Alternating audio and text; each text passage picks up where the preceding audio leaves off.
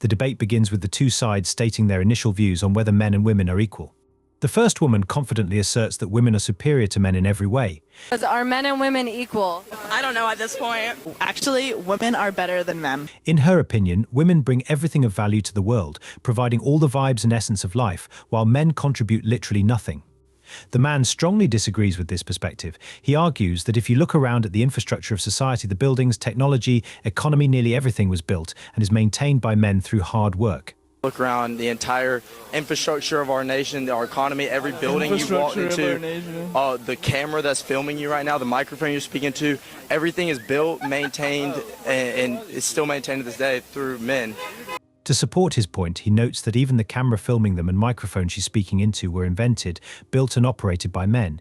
He challenges her broad claim that men add no value.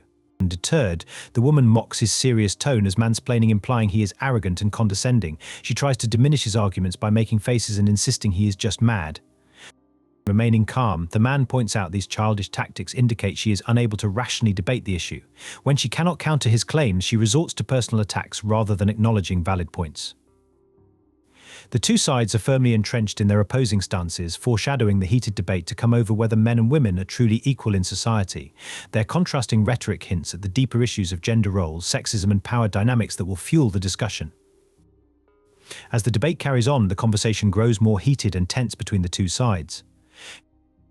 The woman continues using antagonistic debate tactics, claiming the man was allowed to get his hair cut and speak freely only because men have oppressed women for hundreds of years. Yeah, because women have been oppressed for like hundreds of years. That was the... How so? Did men allow you to have that haircut? You've taken personal attack. Remaining calm, the man states that launching personal attacks and assumptions makes her seem less intelligent and damages her credibility. He asserts if she wants a real debate, she should not resort to childish insults when she is losing the argument. Frustrated by his composed responses, the woman sarcastically asks how exactly women are oppressed today. She demands concrete examples of how all women are actively oppressed currently in society. Unfazed, the man turns the question back on her, asking her to clarify what leads her to believe women are broadly oppressed in modern times. He points out women enjoy the same legal rights as men today in areas like voting, driving, education, and employment. Unable to provide a direct answer, the woman vaguely states men can walk around freely doing whatever they want while women worry about their safety. She implies the mere threat of violence against women is a form of oppression. Remaining calm and reasoned in the face of her heated emotion, the man cites statistics showing men are far more likely to experience violence than women. The exchange reveals the woman may be operating more on perceived oppression rather than substantive evidence. As the discussion continues, the two sides grow only more divided in their perspectives on gender equality and oppression. Their emotional divide signals this debate is far from over. The debate shifts focus. The conversation centers on the role of feminism in pursuing equal rights. One woman asserts women have been oppressed by the patriarchy for hundreds of years when asked why she doesn't support the current system. However, when pressed for specific examples of how women are oppressed under patriarchy today, she struggles to provide a clear answer. Pushing back, another woman argues that feminists only seem to want equality when it benefits women, rather than consistency.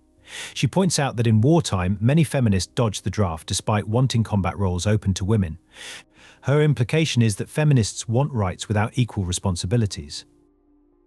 Remaining stoic, the man asks the first woman to explain exactly how women are broadly oppressed currently in concrete terms. He wonders if she can make her case without vague notions of oppression under patriarchy. Unable to muster a substantive argument, the woman weakly states that women face catcalling and have to worry about their safety more than men. When he reminds her of statistics showing men experience more violence, she has no effective response. The lack of solid examples from the feminist perspective suggests its arguments may be more rhetorical than based on current conditions. The debate continues to highlight the deep divisions in how the sides perceive gender inequality in society.